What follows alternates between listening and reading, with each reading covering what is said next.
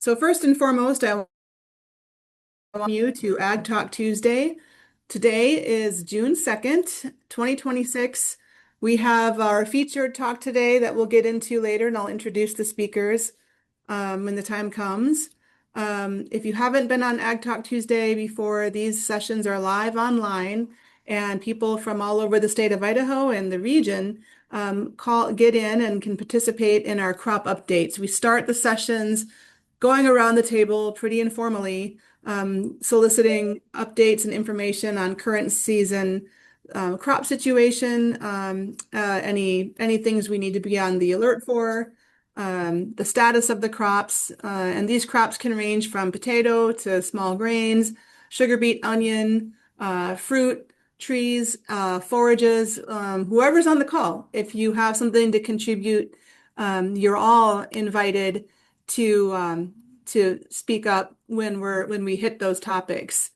Um, the organizers for Ag Talk Tuesday include myself, Juliet Marshall, Doug Finkelberg, and Emily Bedwell. We're all with University of Idaho Extension, and we take turns hosting Ag Talk Tuesday. So sometimes you'll see my face up here, other times you'll see Doug, Juliet, or Emily. Today, I'm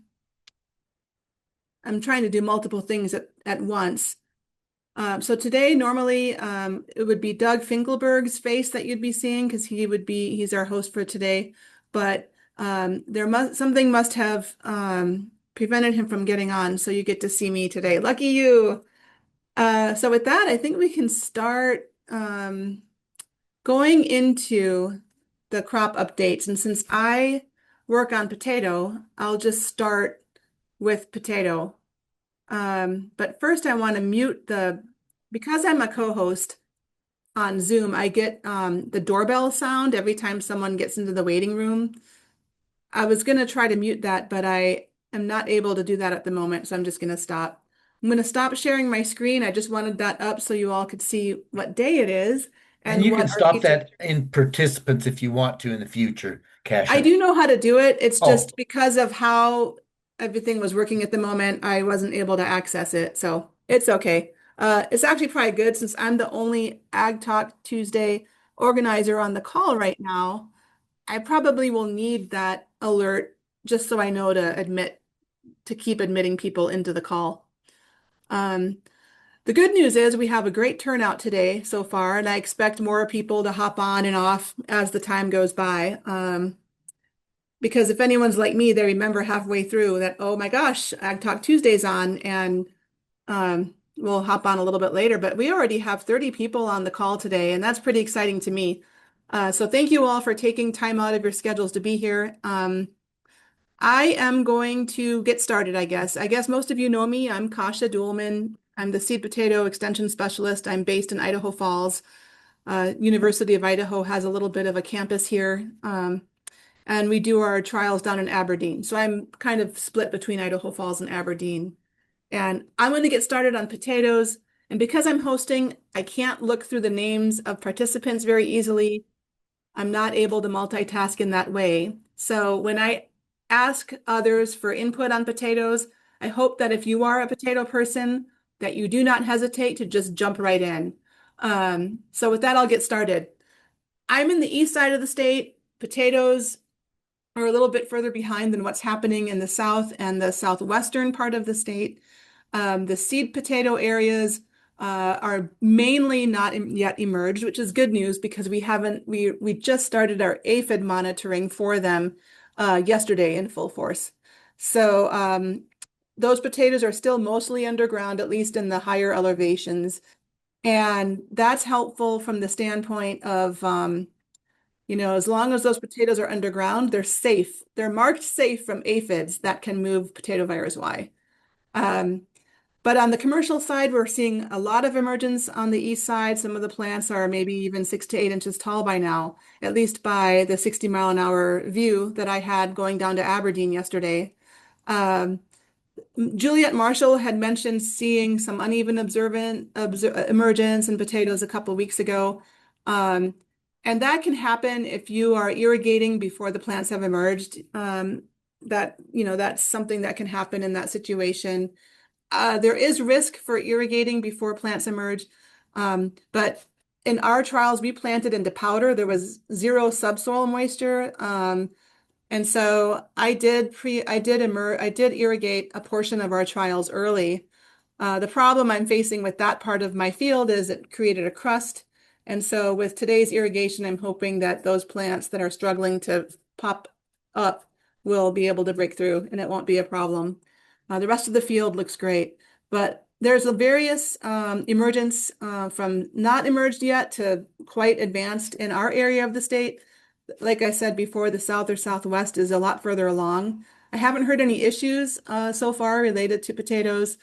I did hear about some curtailments with water. One person I know of had their water cut in half.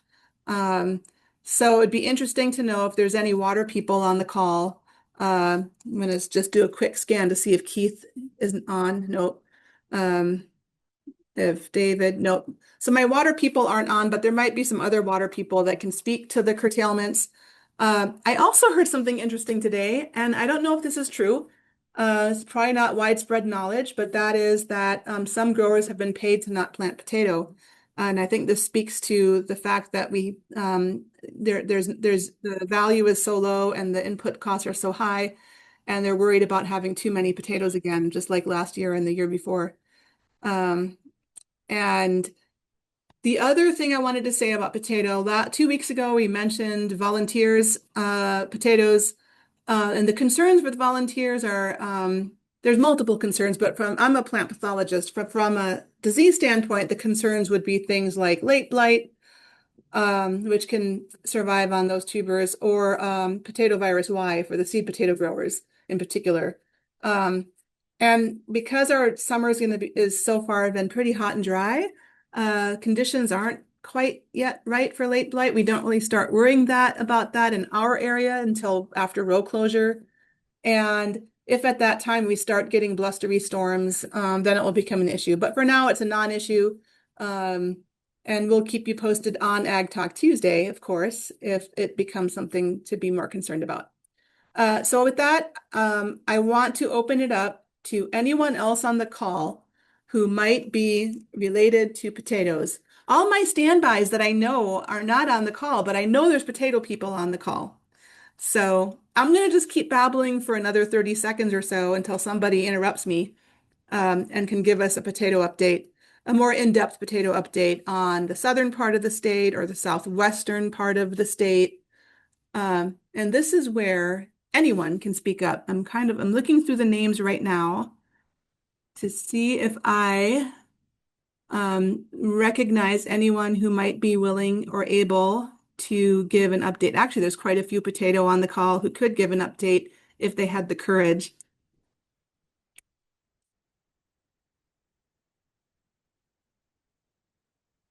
Okay, well, with that, my normal people who I normally call on or would call on for the small grains update are not on here, but Trenton is on the call. And I know you often contribute. And so since I don't see Juliet Marshall, who I'd normally have lead this discussion, you're going to be tagged if you don't mind giving us an update on small grains. There's some other people on the call too who can contribute, but maybe we can start with you, Trenton. Yeah, can you hear me? Yep. I was hoping Juliet would be on the call today because I just want to know, what's the status of the winter wheat crop? How much of we actually are we concerned about? How much is actually in good shape? Because I've seen a mixture of both. Um, and I'm just curious of what status it is. It definitely looks like the winter wheat crop is ahead of schedule. And especially also barley, the winter barley that survived is also ahead of schedule. And so I was just hoping Julia can maybe give us some more information on what that status was and Hey, what that Trenton, spring crop was. from Oh, from what I'm seeing, from what I'm seeing in eastern Idaho, Idaho Falls, Ashton, all that area got a really good rain over the weekend, inch and a half in some areas. yeah. But Arbin, Rockland, I'm talking dryland winter wheat, it didn't get any of that rain and it's burning up rapidly. So it kind of depends on where you're at. Some of this winter wheat just got saved and they will have a pretty decent yield, I think, if it didn't get frozen. Yeah. I don't know how many winter wheat acres are up here in eastern Idaho, but yeah, I am concerned about the guys down there in south central Idaho. I was hoping they would get some of this rain, but apparently they did not. Once you get, gosh, just south of Idaho Falls, it looks like that was the line Yeah. of that rainfall. Yeah, we got nearly an inch and a half here where I live, so it was much needed and much appreciated. But I wish it was more widespread. Yeah, I noticed that too. Aberdeen was dry, and my field is just still powder, except where I had irrigated already. But yeah, I can only imagine the dryland areas. Um, so thanks for that, Brad. Trenton, do you have any more to add or any other observations you want to share with us? I have been noticing aphids. At least in the field I saw yesterday, there were some aphids in a winter barley field. I wasn't expecting them down in the lower canopy. Generally, when I find them, they're up in the upper canopy, but they were in the lower canopy. So they're out, they're present. I'm not sure how much of an influence they're going to be, but there was definitely aphids out there in the winter crop. So Yeah, they came on earlier this year, so I'm wondering if that may be why they're colonizing down. I'm not an entomologist, so I can't explain or understand why they might be doing that, but they're definitely moving as well because we did have some aphid traps set up in some selected sites and have captured aphids already over the past 2 weeks. If anyone on the call is interested in receiving our weekly aphid report, just send me message me in the chat and I'll add you to the aphid list. It's a pretty small list. There's only about 125 people on that list. And I do blind copy everyone so you don't know who's on the list, but I can add you. But yeah, they're definitely moving. We're capturing winged aphids. That's what we monitor for. We do, but having said that, you bring up a really good point. It's really important to also go into the crop, no matter what crop it is. If aphids are a problem for that crop, it's really important to not rely on these aphid monitoring efforts because we're capturing winged aphids. It's really important to get into the crop and look for the colonizing aphids. We don't do that. I don't have the team. I don't have the bandwidth. That's a field by field thing that really should be done as part of your normal operations. And I know it's hard to get out there and do this, but if you're seeing aphids crawling on the plant that don't have wings, chances are they're a colonizing aphid. If you're just seeing winged aphids, they may just be passing through. So yeah, the aphid problem with barley, they do spread the barley yellow dwarf virus. That's a virus that can be managed if you manage the vector, unlike potato virus Y, which isn't managed very well by just managing the vector. But barley yellow dwarf is one that, and if we ever lose our neonics in potato, it'd be potato leaf roll. That would be another one that could be managed by targeting the vector.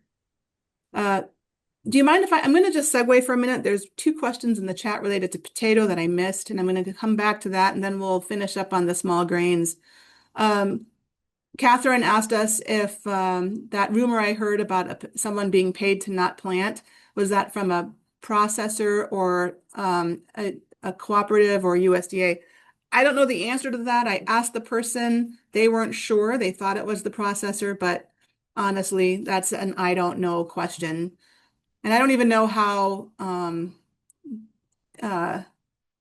what kind of a scale that's done. It's just one little rumor I heard about one little grower. Another question was, if you have 70% emergence, should you start spraying with mineral oil to manage potato virus Y? This is for a seed potato crop. Commercial growers I would not at this time recommend to commercial growers to implement a mineral oil regimen for commercial crop. But for seed, absolutely. You're probably a little behind the curve. I would start as early as possible, even 30% emergence. I know that sounds crazy because it looks like you're spraying dirt, but the earlier the better. And 70% is about when we start. That's when Eric Weniger's program started it, when Kelly Yoho was doing the research, and that seemed to offer a benefit. So it's not too late, but definitely you don't want to delay. And the other thing I learned about mineral oil, since we're on the subject, is you need to apply it at a rate of 2 liters per acre. Um, and that means to avoid plant injury, you need to apply it in a lot of water. And I know of growers who are flying it on. I'm not sure that's going to offer them any benefit. Ground rig with a lot of water just to avoid plant injury and getting 2 liters of that oil on per acre per application, which has to happen every week in order to see the benefit. So in order to manage potato virus Y as a seed potato grower, you have to be serious and committed. It's a huge commitment, but doing it half-heartedly will lead to disappointment. Over and over again, that's what we keep seeing. So um, anyway, I sorry for the little potato segue. Getting back to small grains. Uh, there are some other extension folks online who might be able to speak to small grains. Um, if I like, well, I don't know, Jared, do you have small grains? What about, yeah, Jared Spackman's on the call. Why Oh, don't, good. oh, well, both Jared Gibbons and both Jareds can give us some more information on small grains. I'll let Dr. Spackman go. I don't see him unmuting very quickly, so you just go ahead. Oh, there he So, is. There he is. Never so mind. quite a bit of the winter barley died and was pulled out, so there's not as much of that around. I was on a call with a bunch of colleagues across the nation. So my winter barley that's still alive, a lot of it's frozen in different places, but I still have viable heads. Some of the early maturing stuff, it is hit more drastically than some of the later maturing stuff. But I have winter barley that's anywhere from soft dough to beginning with grain fill. And these are plots right next to each other in Aberdeen. Then Montana, quite a bit of their winter barley died as well. They're kind of hit and miss here and there, similar to what we are experiencing. In terms of spring barley, my spring barley in Aberdeen and in Kimberly is anywhere from about peak 7 to peak 9. Whereas one of my colleagues in Montana was saying that they're at about peaks 4, and then colleagues in North Dakota, they had really dry conditions, and then finally got some rainfall this last week, and so it finally emerged about a week and a half ago. And so we are at all the stages across the United States right now in terms of spring barley. So yeah, those are some of my updates. We've seen, I imagine Juliet talked last week about some of the disease issues that we've been seeing where we had some foot rots or we had various other pressures with the winter wheat and with the winter barley. And so I'll not go over that again. Yeah, well, I'm really surprised too at how far ahead we are. But I guess I'm not surprised. Juliet's been talking about that as well. And with the non-winter that we had for the winter barley and winter wheat. But yeah, so your I'm really surprised that your spring barley is at peak 7. Is that further along than normal, or is that just due to the ability to plant earlier, or what drove that? Yeah, I planted the 2nd to 3rd weeks of March. Oh, okay. So I've had 2 full months of growth. 2 months, month and a half. Yeah. Okay. Well, thanks, Jared. What about you, Mr. Gibbons? Do you have more to add? I don't think I have too much more to add. I have seen some winter wheat that I haven't been able to get into the field very much and look at and see how it fared with the very strange weather for this spring. But the winter wheat that a few people put in looks good, is definitely much further ahead than we typically experience. I've seen some people about a couple 2-3 weeks ago start just put some wheat in a little bit later. I think they're just kind of avoiding the unknown at the beginning of the spring. Yeah, I don't think I have any other updates. I haven't had anything come into the office as far as pest or disease issues right now, anything out of the ordinary. So, So just to remind me, you're in the Madison County area, Yeah, Madison County, so Rexburg. Rexburg, higher, a little higher elevation on the east side of the state for the rest of the people on the call. So I think I want to shift gears now. I see Reed is unmuted, and I think I want to shift gears into the worlds of forages or whatever Reed wants to talk about. Well, Doug, yeah, there's forages. Doug's hand up Also, too. I have seen a little bit of frost damage on some of the barley that I've been out to. So there is, um, besides the just leaf damage, some of it was getting into the boot there, and there was some damage. At least it looked like there was going to be some damage. The head hadn't really formed or anything yet, so it was hard to tell, but there could be some economic issues with that. Um, but no problem with pests or anything like that that I've seen come in. And then also for the forage crop for the alfalfa, um, this it's been pretty good weather for alfalfa. And the thing is that I do feel like we did get some moisture, but I do agree that it was fairly spotty. Some people kind of got saved, and then other people are still in a pretty tight situation with water coming on, but also not any disease or any insect um, problems popping up in the alfalfa crop that I've seen. So you mentioned something going back to the wheat and the frost damage and the Mhm. heads. I There's something nibbling in my brain about how that might increase risk for fusarium head blight. And I wish Juliet were on the call, but maybe there's someone else who can speak to fusarium head blight risk and frost injury on the wheat heads or barley heads, and at what time that risk might be increased. We might not be in that window yet. I'm not really sure. That'd be a good question for Juliet, our cereals pathologist, once she gets back on the call in a couple of weeks. Is there anyone else on the call who can field that question? Oh, Doug's on now. What do you think, Doug?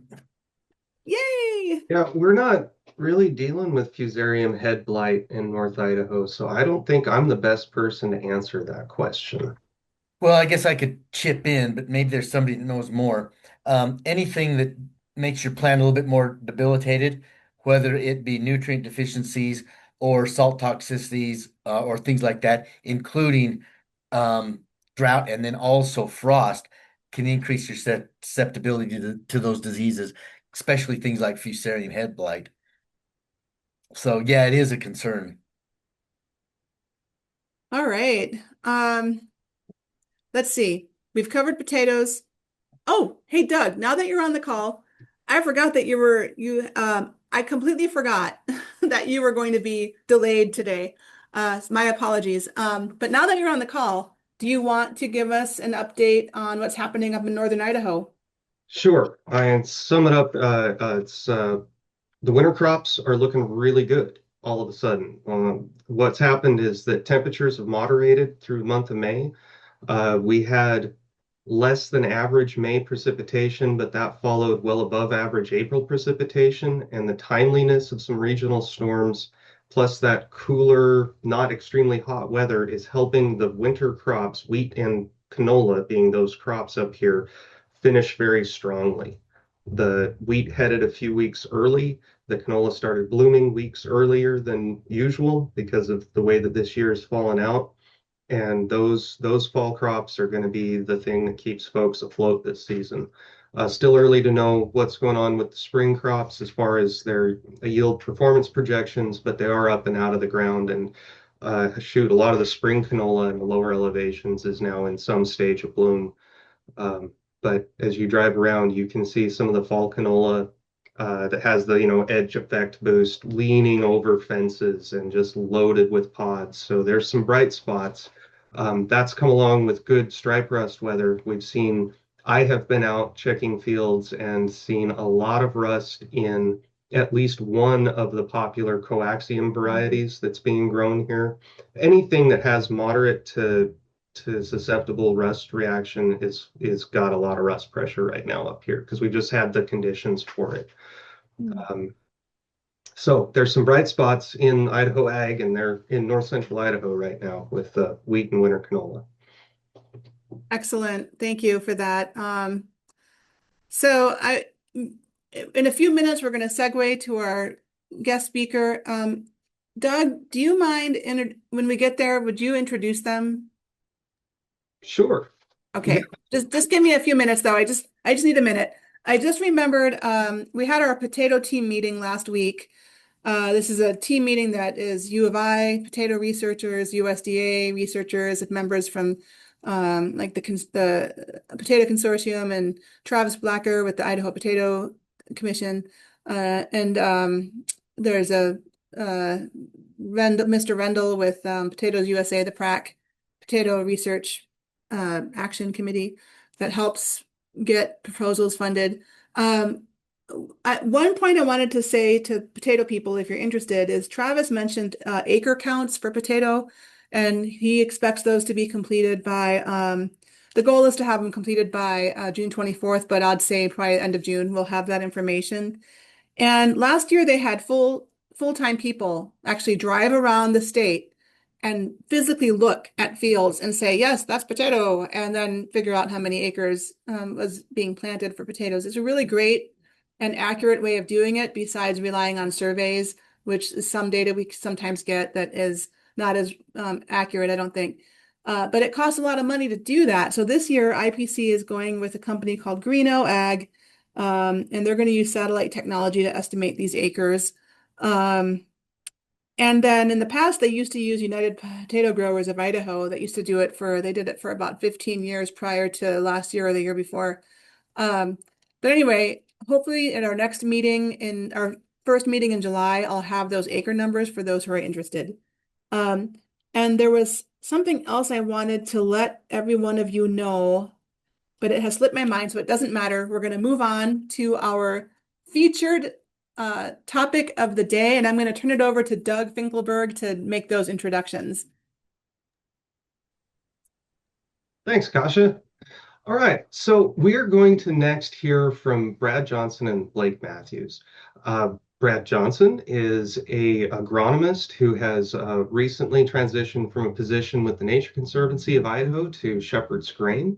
And if there are more details there you'd like to elaborate on, please feel free, Brad. But Brad and Blake have been working on Blake's farm outside, I believe, Oakley, Idaho, to really change the status quo of how they're going about trying to manage some pests. And we're going to hear about that, what they've been working on here this morning. So Brad, Blake, please feel free to elaborate on what I've missed, but there's your tee up. All right, thanks, Doug. Yeah, I will start sharing screen here. Let's see, now you guys have all gone away. All right, now you're back. Thanks, Doug. That's great. Yes, Blake farms out in Oakley.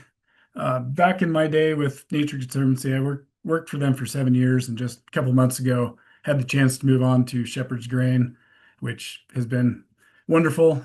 Loving it so far. But in my TNC days, we kind of saw this disconnect, not really a disconnect, but like research in the past, and still sounds like it still is today, is very, very focused on chemistry and how do we kill these pests and diseases and all this stuff instead of just how do we manage them. So I kind of wanted to go down this regenerative road a little bit and start researching this a little. During my time with Leadership Idaho Agriculture, I kept hearing this name, Blake Mathews, over and over and over again, because he's a graduate from LIA also, and how he's doing things differently on his farm. So finally, I got the chance to meet Blake, and we got together and formed a demonstration farm where TNC was basically helping him financially take some risks and learn from even more than he's already been doing. Anyway, I'm kind of rambling now. I've lost my train of thought a little bit because just this morning I noticed there's so much talk about what pests are out there and when do we need to start spraying for them. And I think you'll hear from Blake's presentation that he doesn't worry about that stuff anymore because it's all biological now. He hasn't used a fungicide in 8 years. I think that's right, Blake. No fumigation for those 8 years also. No insecticides even, other than spraying some grasshoppers around the field. So anyway, Blake, if you want to jump in here, because I'm kind of rambling, and you can take it from here a little bit. Yeah, no problem. So like Brad said, I farm. We're a family farm outside of Oakley. I farm with my dad and my brother. My brother and I are fourth generation on the farm, kind of in a roundabout way, but my dad kind of started the farm through some minor setbacks and that. But on our farm, we farm about 3,000 acres. All of it's irrigated. We grow potatoes, sugar beets, corn, wheat, malt, barley, and alfalfa. We also have a 900 head mother cow herd, as well as a 10,000 head beef cattle feeding operation. And so we kind of cover a lot of different areas and that. And kind of, Brad, if you want to click to the next slide there. Part of what I want to talk about a little bit, is as growers, and I mean, even as those involved in research and that, is how many drawers are we using in our toolbox? I do a lot of work with a gentleman by the name of Jared Cook, who works for Rocky Mountain Agronomics, and him and I kind of started down this path about 16 years ago. And we've discussed this a lot about why, or what went wrong? Why did we change? Where did, not that industry went wrong, but where have farmers been led? And I guess because, a lot of farmers just don't have the background in agronomy to be able to know about some of these things and do what they do. But, we compare it to a toolbox, and are we only using one or two drawers in that toolbox? Are we relying a lot on chemistry? Are we, relying a lot on tillage? What are we using all the options that are out there? And so what I want to do is kind of go through a little bit of a timeline about where we started, what we've done, and kind of why. And please feel free, if anybody's got any questions during this, please interject, and I'd love to answer them. And hopefully we can cover all this and be able to answer those questions. And I guess first, as a little bit of a preface, I don't want to come across as I'm anti-chemical. We use Roundup. We grow Roundup Ready sugar beets, Roundup Ready corn. We use a lot of cover crop. That would not be possible without Roundup. I think insecticides and fungicides are great tools. I think we're absolutely overusing them. So just as that little bit of a preface. So I guess just to get started, where Jared and I kind of got started, back in 2010, he came in as a new field man with Rocky Mountain Agronomics. At that point in time, I was, I'd been back on the farm since 2004. I was trying to just kind of get my feet underneath me a little bit and using, growing the different crops and doing different things and trying to learn, what we can do better. And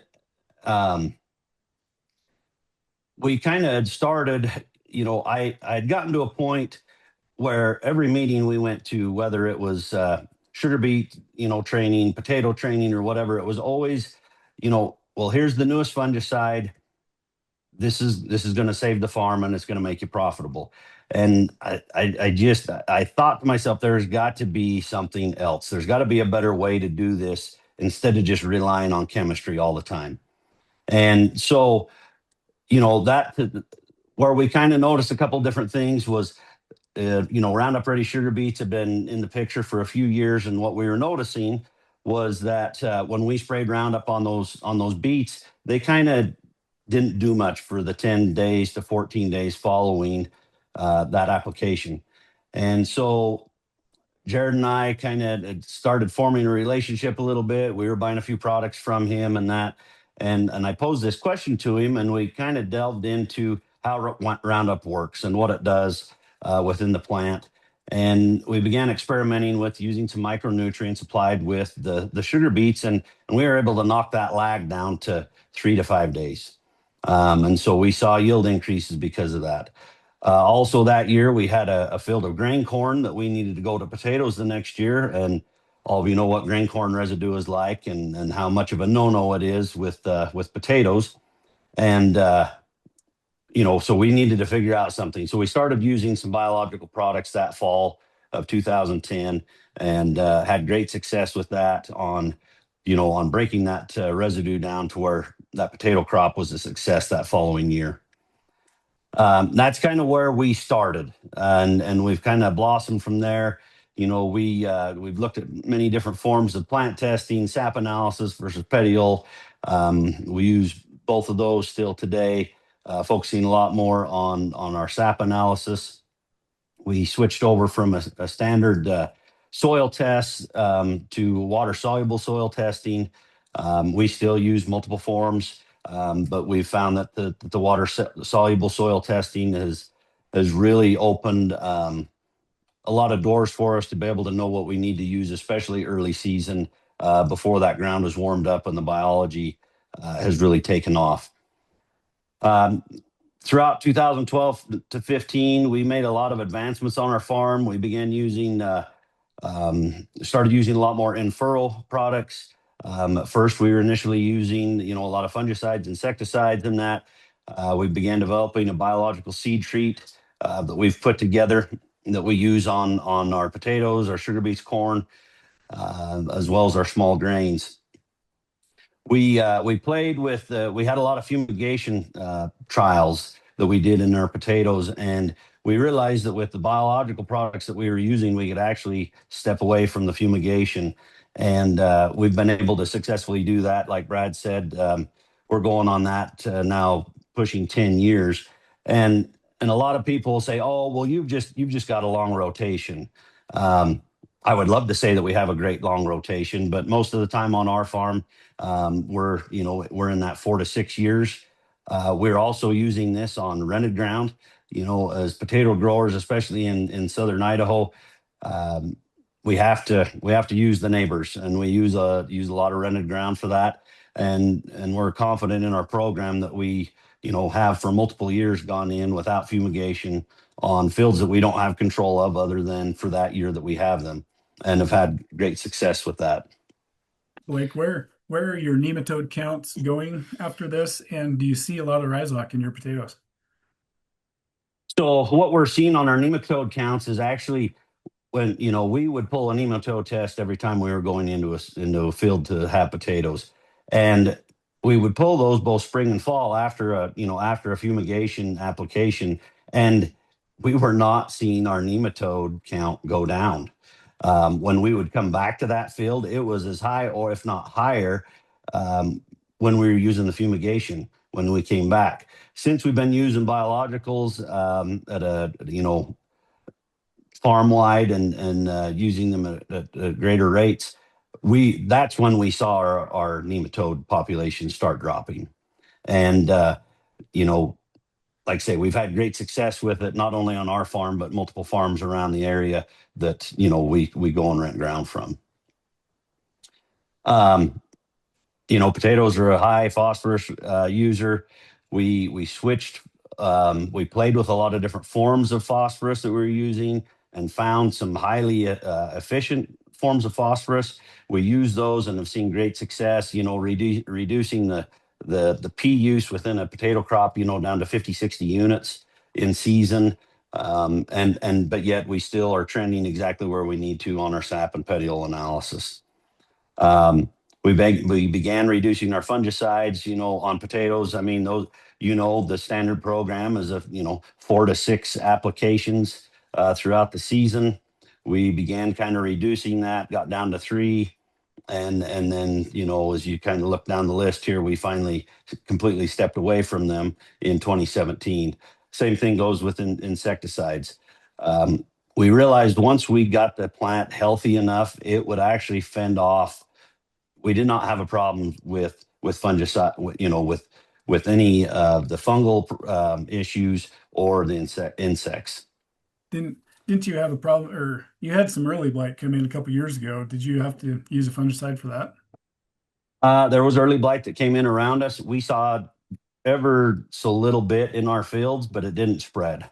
And that's what we'll see. I mean, you'll go into our fields, no matter what they, what they are, whether it's potatoes, sugar beets, whatever. And I'm not saying they're completely insect free, but the damage is so minimal. You'll see them the next time you go in and check, they're gone. There might be a hole in a leaf or here or there or whatever, but when insects attack unhealthy plants, and so if you can keep that plant healthy, they move on. They move to the neighbors, that have more of a problem. And so I think that's where our great success with doing this program has really made a difference. And it's something that continually morphs and modifies as we find better products, better options to use out there.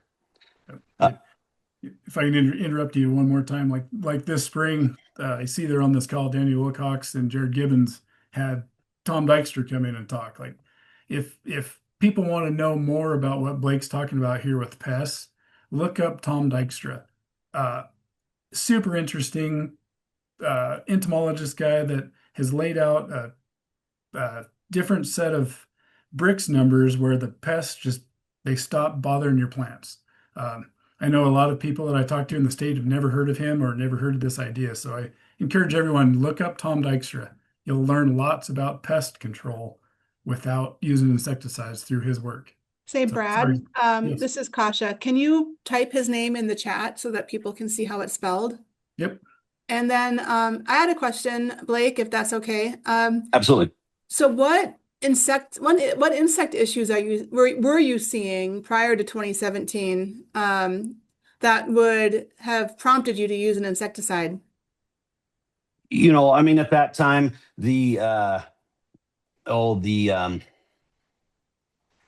and I feel bad because we've haven't had issues with them for so long. I forget all their names, but what's the vector for zebra chip? It's a psyllid. Yes, Potato psyllids. So I mean, at that point in time, a lot was, okay, you've got to, we haven't seen them yet, but you've got to spray just in case, and that. So I mean, the psyllids, loopers, we really haven't had much of a problem with Colorado potato beetle. I don't know if it's just our area, aphids, multiple things that are normal, in the potato crops. Thank you. Continuing on, 2015, before 2015, we had kind of dabbled a little bit in compost. We really kind of dove in head first with it and really tried to use it a lot more, especially on potatoes. And we began kind of using single species cover crops. We would let a lot of our grain regrow that fall and then work it in, if we were going to potatoes for the next year. As we talked about in 2017, we'd kind of jumped in with both feet and completely eliminated our fungicide and insecticides on the farm. And that's, across all the crops. Like Brad said, we have had a couple of years here, the last few years, when the grasshoppers were really bad, that we did border some fields and that, but we never did make a full field application on that. Bricks would have to be 12 and above to keep grasshoppers out, and that's pretty hard to get. Yes, especially on irrigated crops. 2018, we dove into zone management. We worked with a lot of different companies trying to establish zones on our farm. We had a difficult time finding the right company that actually had zones that made sense. I mean, we knew the areas in our fields, but it's hard to really get those borders set. And so we did finally find a company that really nailed those zones, we thought. And with that, then we began our zone management. So we go in and, say a pivot might have anywhere from 3 to 8 different zones within that pivot. And within that, we will go pull soil samples from each of those zones, and then we will variable rate apply a lot of our inputs, whether it be compost. We will, sometimes we'll variable rate seed depending upon what those readings are. We'll variable rate our in-furrow as well as our side-by-side. within like our beets and our corn, as well as our top dress within our potatoes. What we've seen with that is our field variability has begun to decrease. And that was something that we didn't realize that we could actually make happen. I think a lot of that is due to our compost use and how that product can actually have great effects on the soil within those zones. We've worked a lot with remote infield sensing, NDVI, drones. We do have cattle. In the past, we'd always grazed a little bit, but we really tried to integrate more of the livestock grazing, especially as we got into more and more cover crops. We began working with some different companies, Trace Genomics being one of them, that really takes the soil testing to more of a DNA level, so you can tell exactly what pathogens you're fighting. You can get products tested to know whether those products will actually affect those pathogens, and then really as a good benchmark from year to year as we're using these products and we're treating the soil the way that we are, what that does for our overall soil health. We began using multi-species cover crops. Depending on what crops we're coming out of and what crops we're going to, we will have anywhere from a 3 to even up to a 10 species cover crop that we will put in, if possible, to be able to just try and keep a living root in that soil as much as we possibly can.